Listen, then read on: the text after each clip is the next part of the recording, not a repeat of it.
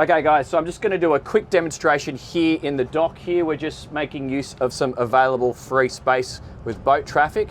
And I'm on the joystick through stern drives. We've got the twin 440 horsepower Volvos. They are the upgraded motor. I'm just going to wait for this gentleman to pass me to starboard. I'm not sure where he's going. Then I'm going to transition to the throttles and demo a quick spin in the port if I have enough room before this Frauscher behind me comes along.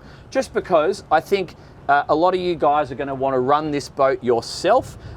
Maybe you've had a bigger boat, maybe you're just using this boat as an excuse to keep the family together, and you actually do want to do the driving by yourself. So now I'm just on the throttles. I'm going to get the boat spinning. I've got the rudders centered, or the stern drive centered, and I'm just feeling how she responds with transverse thrust, and I've just got a moderate amount idle revs here, not much more, and I've got plenty more power to play with, so that is fine. And all I would say is if you are in a windy location, maybe consider adding a bow thruster to your options list, because that's just going to make your life easier. Next thing I'll just tell you about, and I'm going to go back to the joystick and reverse the direction of travel. I've got the low mode and high mode available to me.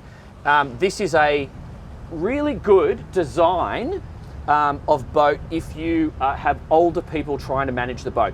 Because of the full walk around and the full walk up to the bow, because of these high gunnels, if you were older or if you were unstable on a rocky boat, just imagine, just point the camera forward. Imagine if you're going forward there to operate the anchor or grab a line, you are not going to have any safety issues with regards to falling in the water.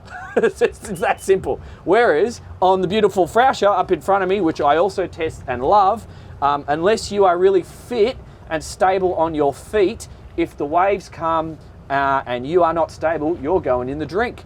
And that's embarrassing, or dangerous. So don't do that. So think about the design, think about the access forward to the side and aft, and then think about who is going to be doing the operations on your boat, and that should help you make a decision on which style of boat is going to be most suited to you. Anyway, we're leaving the port as we speak, so we're going to get this thing up to speed. We've got the big motors. I'm going to give it some juice and talk to you about how she performs and what it's like at the helm. Keep watching. Okay, acceleration. I'll just do a bit of a aggressive acceleration and get the boat up and moving. You really notice the torque and the extra power of these 440s, because straight away, that's at 17 knots, minimal bow raise. I just want you to look forward and have a look at that. So my eye line is quite comfortable there, and I'm just using the drives to trim here. And now I'm going to accelerate and get the boat moving. We've got a lot of power here. So first observation, remember you can choose the open windscreen or the enclosed windscreen. So I have quite a lot of wind coming across this windscreen. So I think if you're in Florida or a hotter climate like Thailand and Northern Australia, that's going to benefit you. Just consider whether you want the open windscreen in a place that gets winter, because I do have the air in my face right now. So just consider that. 26 knots, 2,600, burning 41 litres a side. Let's increase that speed, and I'm going to run up these islands doing a left-hand turn. She feels light and nimble at the wheel. I'm going to turn my hat back. I'm doing 28 knots already, and I'm just going to now bank into a moderate left-hand turn, and you do feel the boat lean into that turn. That's quite a sporty feel there. Doing that at 29 knots, consuming 50 litres per side. Once I get to the end of these rocks, I'm going to do a hard turn and see how that feels, and then I'm going to increase the power and test out the higher speeds. But I really do think, you know, if you're looking for an economical fast cruise, at the moment, it feels like that 50 litres a side at 29 knots with these motors. But let's check we're all clear. Increase power, going left, drives down, Okay, 3,000 revs and climbing. My speed's at 32 and climbing. I'm going to tighten up my turn now. 33 knots, heaps of power. This is where stern drives are really fun. 3,200 revs, 80 litres a side, 34 knots. That feels good. And now I'm going to bank the boat back to starboard in a second. I'm going to go through my waves first. And 3, 2, 1, onto the waves. Smooth. Cutting bow working as it should. Coming back out. Now I'm going to have to start looking for traffic because my plan is to go through some islands here, but I can only do that at a sensible speed and a safe distance for other traffic. So I'm going out wide, checking. This is a great thing about an open boat. My visibility is epic, and slowing down to 25 knots.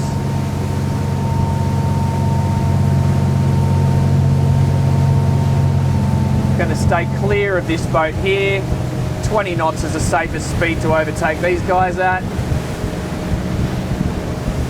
And just come through here at 20 till I can see that I'm all clear on the other side. I don't want anyone else doing the same as me. I can see I've got kayakers over there. That looks good. Okay, let's go full speed, guys.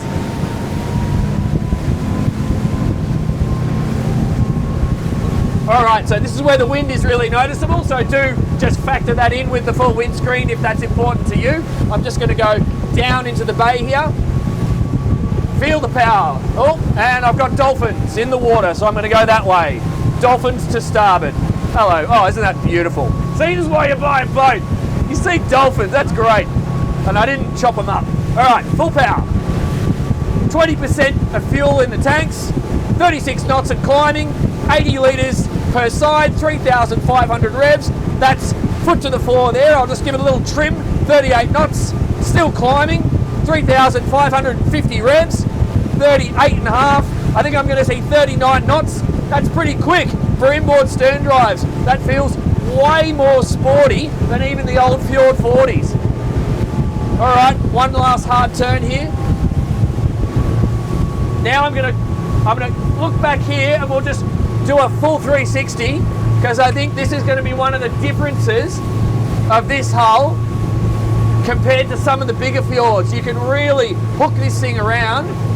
Don't be an idiot. Obviously, just control your speed, look after your guests, warn your friends before you do a maneuver like that. Now through the waves, 3, 2, 1, smooth. But if you want to drive like that, you can, which is the cool thing. So now let's just slow it down and we'll go distance cruise.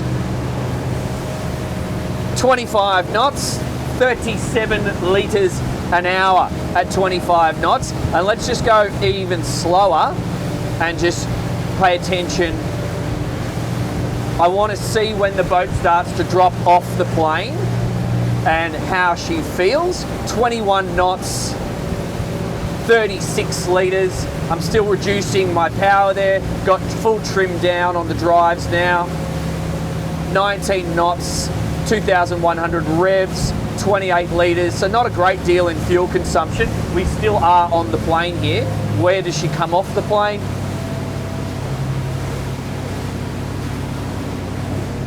We're still on the plane actually at 15 knots. 20 litres an hour. And here we go. Here we go. So now I'm at 1,600 revs. My stern wave's starting to catch up with me. I can see my speed bleeding from 12 down to 10, 17 litres an hour. So you wouldn't cruise around at this speed because you'll, unless you're in open water, because you'll offend people with your stern wave and it's not a particularly efficient speed. So you either want to be on the plane going faster or off the plane. So now if I come off the plane and we simulate a speed for entering a marina or a busy area, we just let that stern wave dissipate, and that speed, we're below 1,000 revs. I'm looking at 7 knots and really no consumption, 4 litres an hour, 8 litres total. Gives us about a 6.5 to 7 knot speed return, which kind of makes sense if you're in a no wash zone. So that's your speed for not offending anyone. Let's go drop the anchor and see how she works. So we touched on this in the walkthrough, but I just wanted you to appreciate a couple of drone shots so you can see it from another angle. I appreciate the simpleness of this bow roller, quick anchor windlass and gravity feed chain straight into the anchor locker. So not a lot to go wrong there. I just want you to pay attention to the clearance of the anchor and the chain relative to the flat stem bow. That's always a risk on any design of boat like this. So if you're going to be anchoring in a wavy or a wave affected boat wash type zone, just pay attention to that, and if you need to, consider putting some stainless steel protection up on the bow to stop any chances of the anchor doing any damage, or just anchor in calm conditions. That's the other solution. Cheers. So that's it, guys. That's the Fjord 39 XL. Obviously a slightly altered ending than what I had originally planned. I wasn't expecting to lose the drone, but wow, what a fun, exciting boat this is. If you're looking for something that's perhaps going to keep the family together, that's easy to operate by yourself, and it's a really, really good lunch-a-lot luxury boat for doing what we're doing right here and now, then this is absolutely it. I'll pop a link up on the screen right now for some of the competing boats. I have pretty much tested all of them. And yeah, that's it from me for now, because I got to get to the airport and test the Saxdor 400 in Singapore on Sunday. So see you on the next video, wherever I am in the world. Looking forward to it. And don't forget to jump in the Patreon if you've got some questions. See you guys, you're all legends. Bye.